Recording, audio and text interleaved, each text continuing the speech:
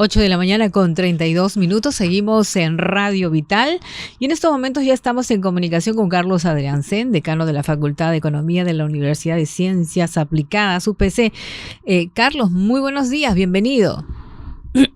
Muy buenos días, encantado de estar en tu programa en medio de la vorágine de las obras en Lima. Sí, atrapado en Lima por el tráfico, pero de todas maneras te agradecemos haber aceptado la entrevista y siempre es bueno hablar de economía con Carlos Adriancén, siempre es bueno. En las redes sociales también lo comentan porque tú eres docente y eres fácil, explicas muy bien las cosas y bueno, y justamente te queríamos preguntar primero sobre también tu opinión sobre esta crisis, esta emergencia que ha ocurrido en Cusco con el gas natural. No hay GNV en los grifos, los taxis están desesperados, tienen que migrar a la gasolina y dice que no les sale a cuenta y como era comprensible también está incrementando los precios de los combustibles. ¿Cuáles serían las consecuencias de esto si es que se prolonga más allá de los 14 días? Porque el ministro de Energía y Minas ha señalado, bueno, yo no puedo garantizar, ese es el plazo, pero yo no puedo asegurarles si después de estas 2 semanas esto se regularice. Tu comentario, Carlos. En primer lugar, decirte que tomarme la libertad de decir que para cualquiera es un honor estar en Radio Vital.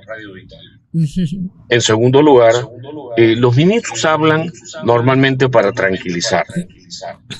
Y eso de que puedo garantizar solo unos días no parece ser una opción muy tranquilizadora. Pero este señor es ministro, digamos, en medio de un accidente, de una urgencia, donde los congresistas todos no declaran por qué ponen a otro congresista accidentado como presidente. Bueno, siendo así las cosas, no podemos pedir demasiado. Lo concreto es que es un accidente de lo más inoportuno. Alguien malvado podría ser sospechosamente inoportuno en medio del conflicto, pero es algo que los peruanos tenemos que enfrentar. Y lo estamos enfrentando, Raquel, en un contexto donde, además de ser campeones en indicadores de corrupción, somos campeones en ineficacia gubernamental. Que quiere decir que nos demoramos mucho en hacer las cosas urgentes. Lo que ha pasado en Arequipa, lo que ha pasado en todo el Perú en los últimos días con las lluvias, sugiere que la labor fundamental del próximo gobernante es poner orden y limpieza en el sector público. Hace unos momentos hablábamos con un experto y señalaba pues que en el Perú no hay seguridad energética, no hay planificación energética y que ha podido ver los planes de gobierno de algunos candidatos y no presentan una solución macro por el tema de la energía. No hay una conciencia tajante del problema. La seguridad energética la alcanzas cuando priorizas la inversión privada, fundamentalmente la inversión extranjera en el Perú. Y lo que hemos hecho desde los tiempos de Humala a la fecha ha sido trabarlo todo. Hay un problema serio energética, como decir que en un glorioso club universitario de deportes han hecho contratación.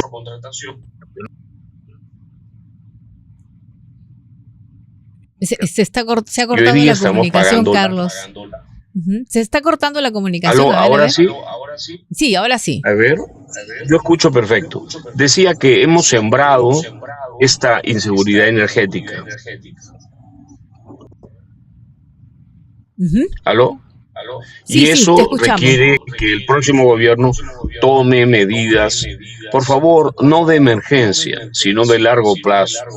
Las de emergencia muchas veces implican, Raquel, negocios privados, turbios, en un entorno tan corrupto como el peruano. Pero si tomamos medidas que faciliten la inversión de peruanos y de extranjeros en el área energética, cosa que ha estado bastante alicaída en los últimos 10 o 15 años, pues comenzaremos a ver la luz en 3 o 4. Ahora no hay. Hay que simplemente consumir menos, ser muy cuidadosos en el consumo de energía, no ponernos nerviosos dañando a otros en el acceso a energía, sino entender que hay una guerra que Dios sabe en qué puede terminar y además hubo un accidente medio raro. Medio raro, ¿por qué? ¿Por qué lo dices? Por la oportunidad. Días antes de despertarse una guerra que todos veían venir. No, yo no quiero decir que estoy seguro que haya pasado algo raro, pero en todo caso ha llovido sobre mojado, como le dije.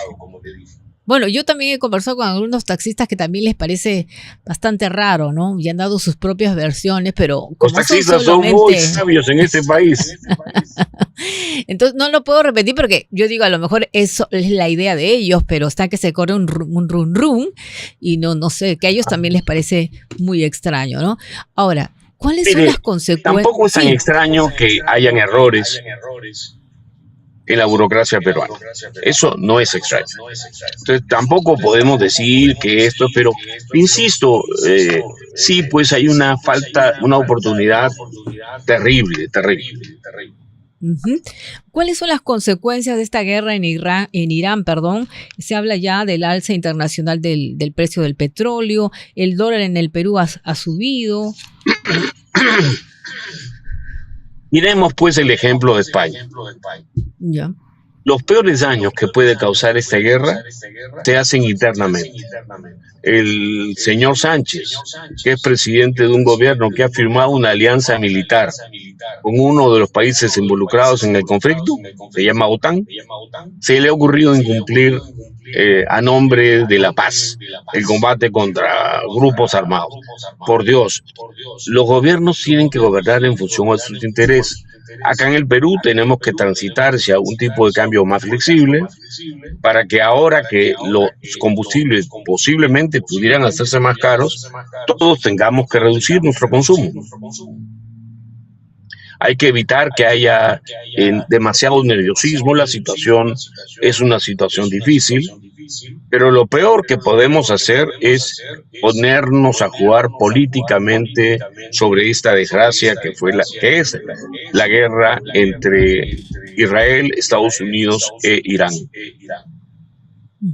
Pero de todas maneras es importante, esto va a tener sus implicancias económicas, ya se están sintiendo, la bolsa, estaba leyendo justamente en los medios de economía, por ejemplo acá estoy viendo que las bolsas asiáticas encajaron fuertes pérdidas con el índice surcoreano Kospi desplomándose más de un 12%, su peor caída en el Perú, histórica.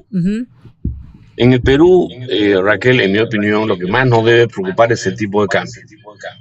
El tipo de cambio viene cayendo y cayendo y cayendo y cayendo, lo vienen administrando a la baja, que es una señal que significa compra más combustible porque es más barato. No. Este ya no es momento de seguir un dólar administrado, sino transitar hacia un dólar menos administrado, más libre, que ahora que las divisas van a ser más escasas, refleje la escasez de las divisas y nos obliga a todos a moderar nuestro consumo de combustibles. Yo sé que no me voy a llevar el premio Nobel de simpatía por decir esto, pero este no es momento de gastar ni de tener un dólar barato. Entonces, pero es probable que intervenga el Banco Central de Reserva para si sube mucho el dólar. A ver, el Banco Central es una entidad que interviene tanto, pero tanto en el mercado que casi lo controla. Es un tipo de cambio controlado. Y cada vez que el tipo de cambio sube, pierde reservas. Y como son años muy buenos de exportación, muy malos de inversión, mantiene el dólar cayéndose. Pero eso no es una buena idea cuando hay una crisis internacional. Hay que transitar hacia un tipo de cambio que no afecte la tendencia del dólar y si la tendencia tiene que subir, debe subir. Controlar ahora es la forma más tonta de generar una crisis cambiaria mañana. Ahora, ha habido un informe que ha publicado BBVA que que ha señalado que el alza internacional del precio del petróleo por las tensiones geopolíticas en Medio Oriente podría trasladarse a los costos locales de los combustibles. Anticipan que estos factores tendrían una incidencia mayormente transitoria sobre los precios, ¿no? Como ha ocurrido en ocasiones anteriores. Señaló que la inflación cerrará el año en torno al 2.5%, aún dentro del rango meta del Banco Central de Reserva, pero con riesgos sesgados al alza. ¿Coincide? Lo que sí, el informe del BBVA es hecho por técnicos de primera y lo que nos está diciendo es que la crisis va a traer presiones inflacionarias, pero es el manejo del Banco Central el que puede garantizar que la inflación se mantenga en su meta, con una política cautelosa y con una política cambiaria que no afecte la tendencia del dólar, que lo deje subir cuando es necesario que suba. Que lo deje subir. Que lo deje subir. ¿Para qué? Para que no consumamos tantos combustibles, más allá de lo que... El petróleo o los combustibles son insumos limitantes. Sin ellos no podemos producir. Yo no puedo ir a mi centro de trabajo a dictar clases.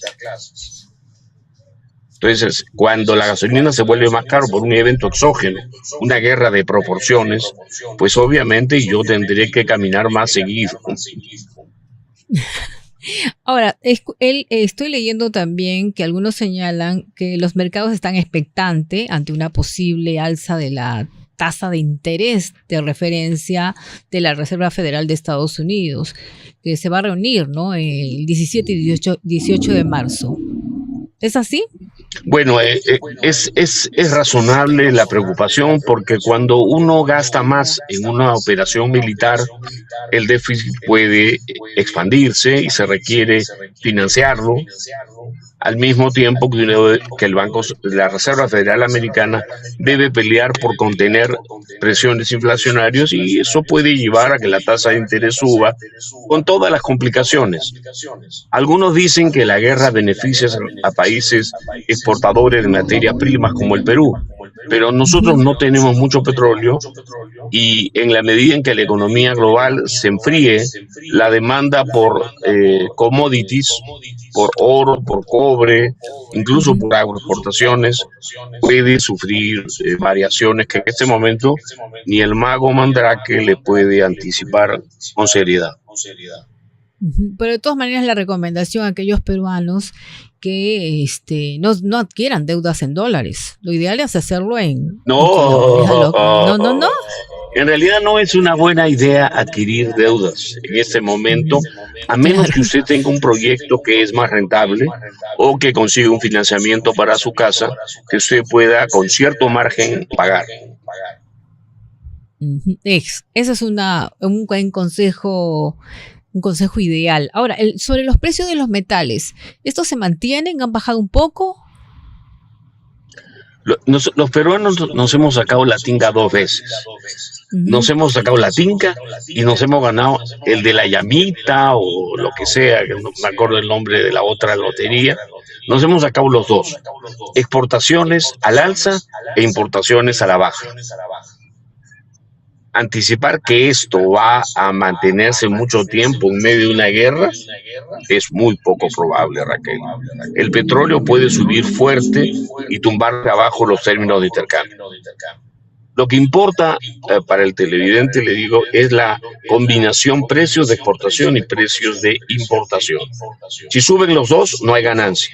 Si uno sube y el otro cae, como nos ha pasado estos años, nos hemos sacado las dos loterías. Pero es poco probable que las dos loterías se mantengan tan favorables en el futuro inmediato, justamente por el conflicto en Oriente Medio.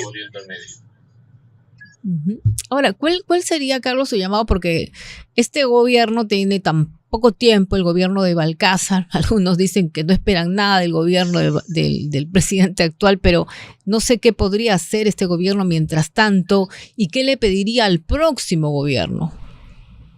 La alianza congresal en el poder debe asegurarse que el presidente Balcázar no meta la pata, no se parezca a Sánchez.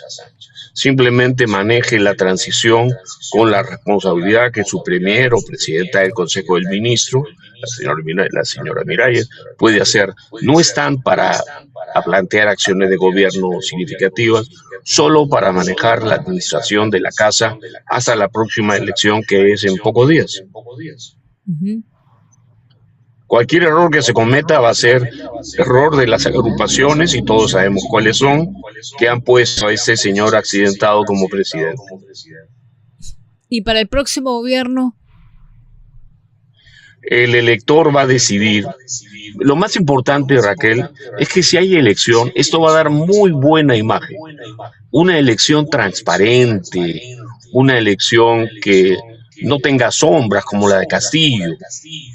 Al que elija, le va a dar un mandato que ya sentado en el caballo deberá enfrentar.